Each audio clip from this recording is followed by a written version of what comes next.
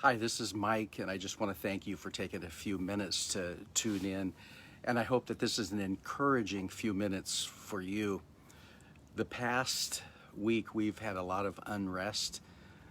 If the pandemic isn't crazy enough, just when you thought that it couldn't get any crazier, here we have violence and unsatisfaction and anger.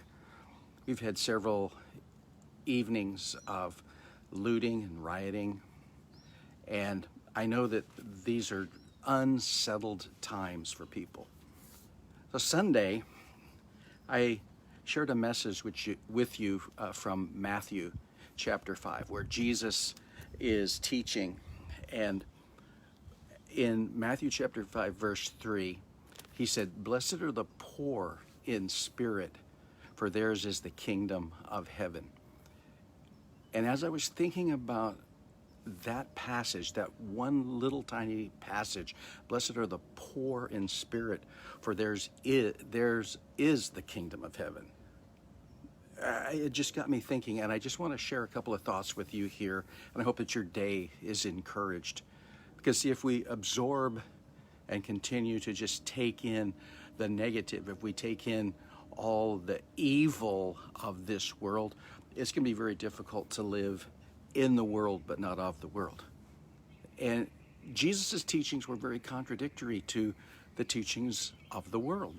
The teachings of the day, very much like the world we live in now. Get it while you can, get yours, be selfish about things. And see, that is just so diametrically opposed to the teachings of Christ. When Jesus said, "Blessed are the poor in spirit, for theirs is the kingdom of heaven," I think he was very clear as he taught that which contradicted the world's teachings on how to live. And so, if you and I are going to be a people that are going to live out these precepts, these principles, these traits that Jesus says, look, you'll have an abundant life. You will live abundantly. You will know what true blessings are beyond circumstance. Because these circumstances and circumstantial happiness is all based on whether things are going our way or not. And maybe they are for you right now. God bless you. And maybe they're not. But think about this. When Jesus said, "Blessed are the poor in spirit," he wasn't talking about people that don't have any money or that are kind of in a set of circumstances that are so sad. What he's talking about is a condition of our hearts. And see, if there's ever a time right now to just lock into this and say, yes, I get it. Blessed are the poor in spirit. We're going to have to ask ourselves some very important questions. And the questions I'm asking myself today: am I a man of God? Am I a follower of Christ whose heart is contrite? And I understand that blessings are from God, regardless of my circumstances. And the poorness of my spirit causes me not just to reflect, but to take action on the answering of a couple of few questions that I'm going to share with you right now. Am I a man who gives rather than takes? We see a lot of taking right now. Am I a giver? Am I trying to add to the solution?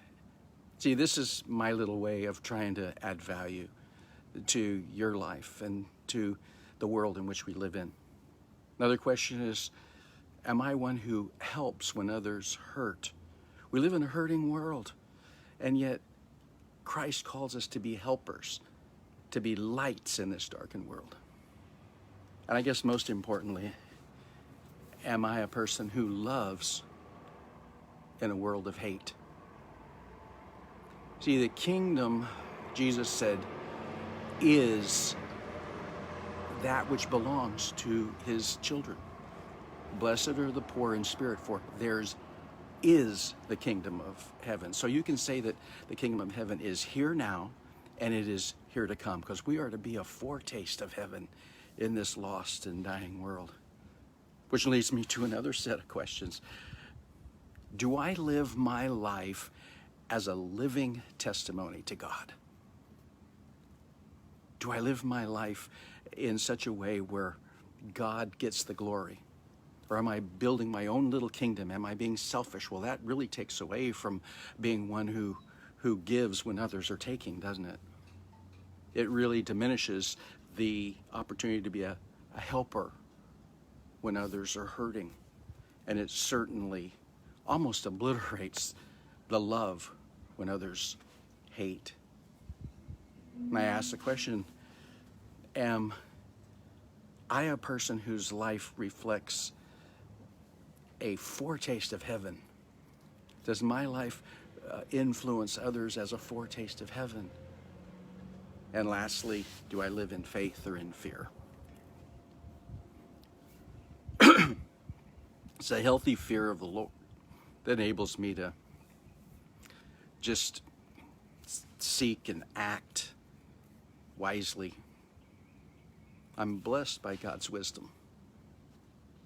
He says he'll give us long life and paths of peace. Just look that up in Proverbs chapter 3, verses 16 and 17 today. But I think the very simple message for right now is, are we a people of love? Can we love when others hate? Are we helpers when others hurt? Are we willing to give when there's so much taking? Pray with me this morning, and let's just pray for our crazy times in this world. And I pray that your day is filled with God's blessings. Lord, hear our prayers today as we seek your will. Help us to live out your precepts. May the traits of your love and your kindness and your peace work in and through us, God, as you seek to redeem a lost and dying world.